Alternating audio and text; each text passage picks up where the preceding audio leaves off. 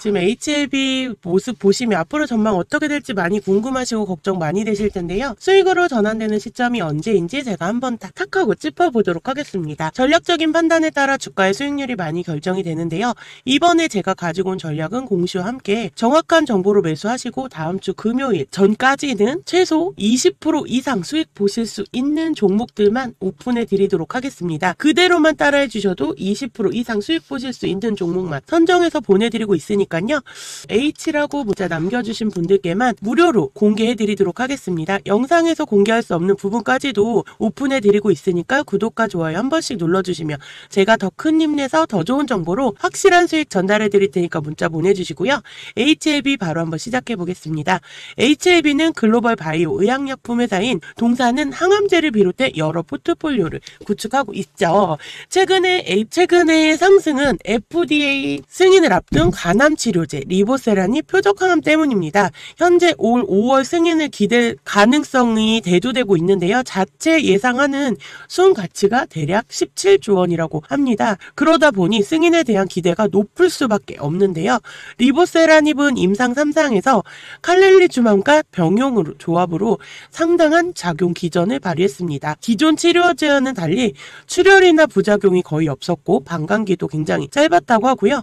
가장 중요한 생존 기간도 기존 치료제들에 대비 가장 긴 기간을 기록했습니다. 3상 결과가 좋았던 만큼 승인 기대감이 높고 그에 따른 매수 심리가 HLB 주가를 이렇게 밀어 올려주고 있는데요. 다만 리보세라닙의 경우 간암뿐만 아니라 유방암, 전립선암 등 확장도 기대가 되면서 조정 구간에서 타점을 잡아보는 것도 굉장히 유효한 거죠. 그렇기 때문에 오늘도 보시면 플러스 5.91% 상승한 98,500원에 장을 마감했죠. FDA 승인이 가까워지다 보니 지금 상승세를 보여주고 있는데요. 오늘도 상승을 했죠. 내일도 상승할 겁니다. HLB처럼 주가가 급등하는 종목들은 이미 차트가 형성이 되어 있습니다. 그렇기 때문에 급격하게 상승하는 종목들은 이미 그 전에 차트가 형성되어 있고 매집이 이루어진 형태가 많기 때문에 상대적으로 정보에 취약한 개인들은 종목과 차트에 대한 분석이 반드시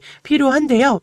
그래야 어이없는 가격에 매수하거나 고점에서 상투를 잡는 일을 방지할 수가 있다 보니 아무래도 큰 수익을 보시려면 정확한 매수, 매도 중요하잖아요. 현 HLB 구간 위험성이 조금 높다는 건 알고 계실 겁니다. 좀 더 안전하고 정확하게 매수, 타이밍 굉장히 중요하잖아요.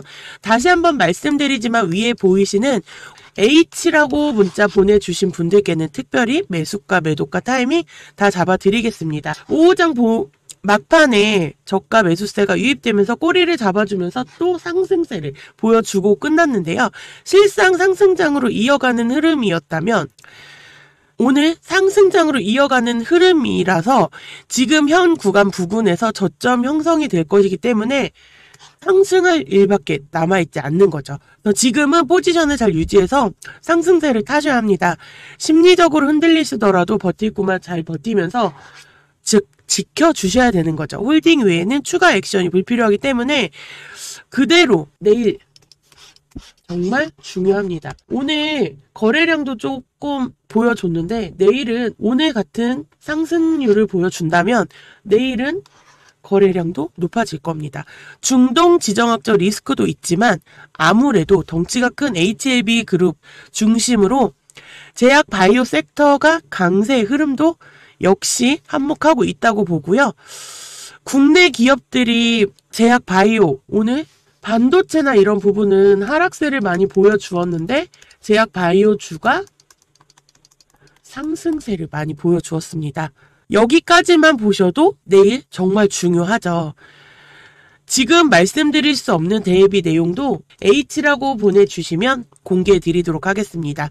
언론이나 정부에서 따로 홍보를 하고 있지 않기 때문에 영상으로는 제가 종목을 전부 공개를 해드릴 수가 없습니다. 그래서 어떤 종목이 가장 수익이 많이 나고 있는지가 궁금하시다면 H라고 문자 보내주시면 제가 수익 가장 많이 나고 있는 종목도 오픈해 드리고요. 특별히 HLB도 매수가, 매도가, 예상 수익률까지도 공개해 드리도록 하겠습니다. 전체적으로 장이 조정을 굉장히 많이 받고 있는데요. 반도체주는 오늘 좀 하락세를 보여주었지만 그래도 HLB는 상승세를 보여주고 있죠. 그렇지만 영원한 상승은 없고 상승의 끝지점은 아무도 예측하기가 쉽지 않습니다. 증시를 잠시 살펴보자면 전일 이란이 보복이 멈춘 이스라엘 증시는 장 초반 낙폭 만회 후 반등했다 하락했다. 지금은 기술적 저항대로 예상했던 1900포인트 인근에서 1910포인트를 찍고 반등세를 보여주었는데요. 가상화폐 역시 낙폭을 만회한 뒤에 마이너스 4%에서 머물고 있습니다. 이후 향 방향은 가늠하기 위해서는 중동과 주변국들의 정세가 가장 중요할 텐데요. 일단 이란은 이미 모든 공격을 성공적으로 완료됐다고 선언하면서 이스라엘이 추가 조치를 취한다면 이란은 다시 한번 반격에 대한 정치적 명분을 쌓게 된 반면 이스라엘과 이스라엘의 동맹국들은 네타냐후라는 리스크를 떠안을 수밖에 없게 되었습니다. 가장 큰 리스크는 이스라엘이 네타냐후 총리가 정권 강화를 위해서 전혀 대응 조치를 하지 않을 수 없을 것으로 보이지만 선거를 앞둔 바이든 대통령이 확전을 극구 반대하면서 네타냐후에게 압박을 넣고 있기 때문에 현재까지는 이란에 대한 직접적인 공격보다는 아무래도 시리아, 레베논, 예멘, 이라크 등지에 있는 친이란 세계력들에게 간접 공격이 이어지지 않을까 보여지고요. 다행히 이런 혼조세로 상승 마감하거나 보합세로 마감을 해서 이스라엘 증시가 마감을 했죠. 월요일 오늘 우리나라 증시는 우려보다 상대적으로 선방한 걸로 보여집니다. 특히 내일은 삼성전자 보조금 발표와 확정 수출 데이터가 발표되는 날이기 때문에 1분기 실적을 어느 정도 가늠할 수 있게 된다는 점, 앞서 말씀드린 바와 같이 실적 호조 업종 종목 그리고 유가 관련, 인플레이션, 해진 관련 업종들로 자금이 쏠릴 가능성이 높아 보입니다. 또 중동 지역의 리스크가 완전히 해소되지 않았고 러시아와 우크라이나의 전쟁 또한 진행 중이기 때문에 유가 및 구리, 금 등의 상품 가격 상승도 불가피할 것이기에 인플레이션 관련주들은 일부 해징 포지션을 걸어두는 것도 필요할 것으로 보여지고요. 근데 너무 걱정을 안 하셔도 되는 게 2년 전에 러시아가 우크라이나를 침공한 뒤 하락했던 증시는 3거래일도 안 돼서 낙폭을 모두 회복을 했고 반발 매수세를 올랐던 것처럼 이번에도 그렇게 될 걸로 보여지고요. 이런 가운데 대만은 계속해서 여진에 노출이 되어 있는 상황이라고 합니다. 향후 추가적으로 인텔의 이스라엘 CPU 공장 그리고 대만의 TSMC 공장 가동 중단이 발생할 경우에는 반도체 가격에 영향을 미칠 것이고 다소 안타까운 얘기지만 우리나라 반도체 기업들한테는 호재로 받아들여질 것으로 보입니다. 그렇기 때문에 H라고 문자 보내주시는 분들께는 우리나라 반도체 기업들 제가 공유해 드리도록 하겠습니다.